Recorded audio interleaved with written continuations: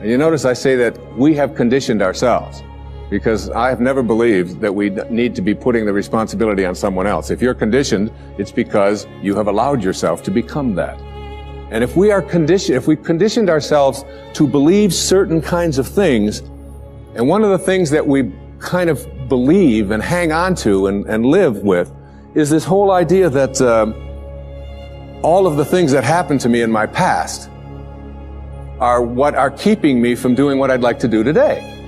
So we hang on to these things and we fill ourselves with blame. You say, I'm the middle child.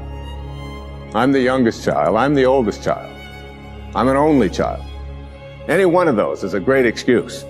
You know, if you're the youngest child, you can say, well, you know, how could I be making decisions for myself and be a fully functioning person today when I always had somebody else telling me what to do my whole life? How could I think for myself?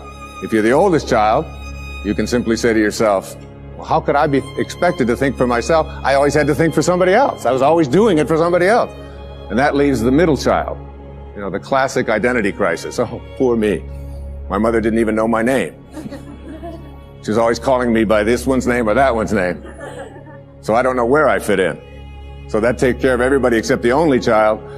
And of course, the only child, your parents looked at you and said, we won't be doing that again. Huh? You have to live with that, I don't. Huh? So everybody with their birth order, or with their mother liked their sister better, or that we had enough, or we didn't have enough, or we had too much, or we lived in the north, we lived in the south, I'm too tall, I'm too short, I've got too much hair, I don't have enough hair, it's falling out, it's not falling out, whatever it is, we all have these excuses.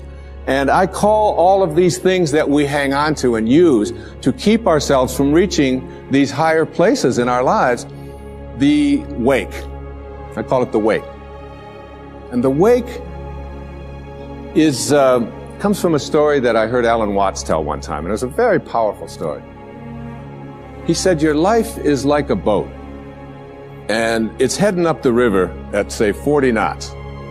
And as it's going, you are somehow able to metaphorically stand on the stern, the back of the boat, and look down into the water. Now there goes your life in this direction, and you're standing here and you're looking down into the water. And you ask yourself these three questions. The first question, what is the wake? What is it? What is this thing that you see? And the answer, the wake is the trail that is left behind. That's what it is. Nothing more, nothing less. It's the trail that is left behind. Second question to ask yourself in this little metaphor, what's driving the boat? What's making this thing go in this direction?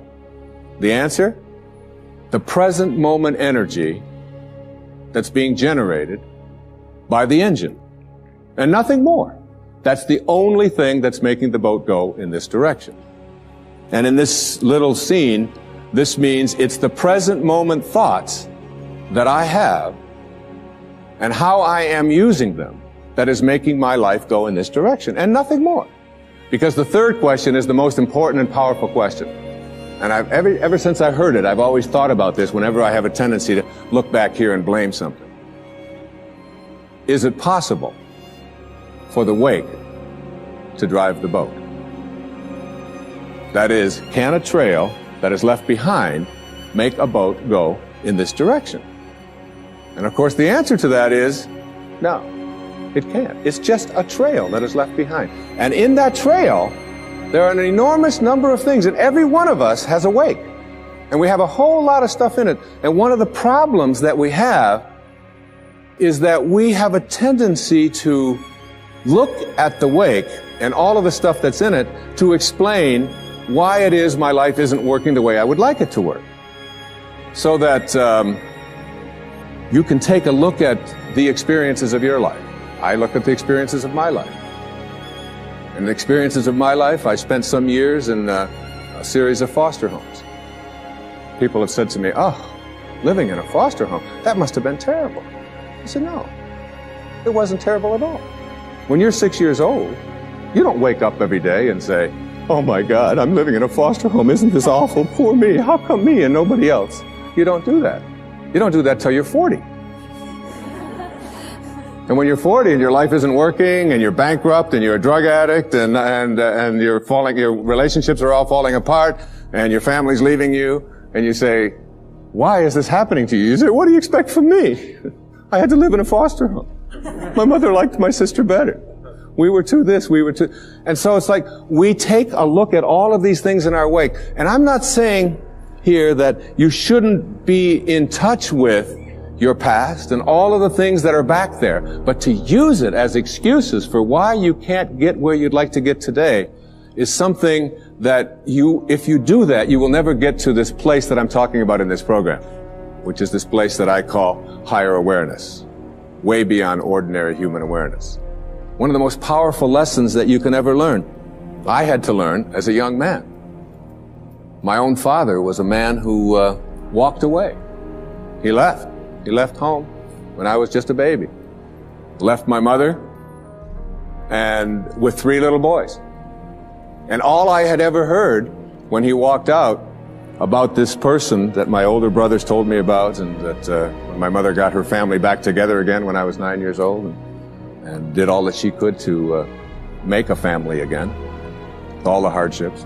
This is a man who never made a phone call, who never sent a penny, who spent some time in prison, who was an alcoholic, who died of cirrhosis of the liver at the age of 49 and was buried in a pauper's grave in Biloxi, Mississippi.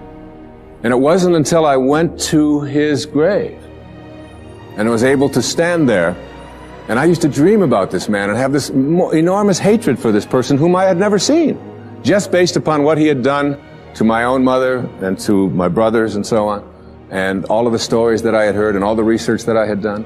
And I ended up at his grave 10 years after he had died, when I finally found out that he was dead. It was on the 27th of August. It was 1974. And what I did transformed my life. What I did is I believe I was sent there by God, or whatever you want to call that divine spirit, that divine presence.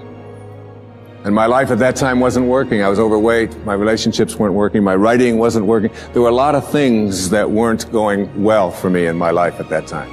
Not badly, but they weren't going at the level that I knew I was capable of getting to, because I was filled with this hatred, this anger, this bitterness. And so what I did is I stood there on his grave, on this little marker in the ground, and I said, from now on, I send you love. I forgive you. Mark Twain said that forgiveness is the fragrance that the violet sheds on the heel that has crushed it.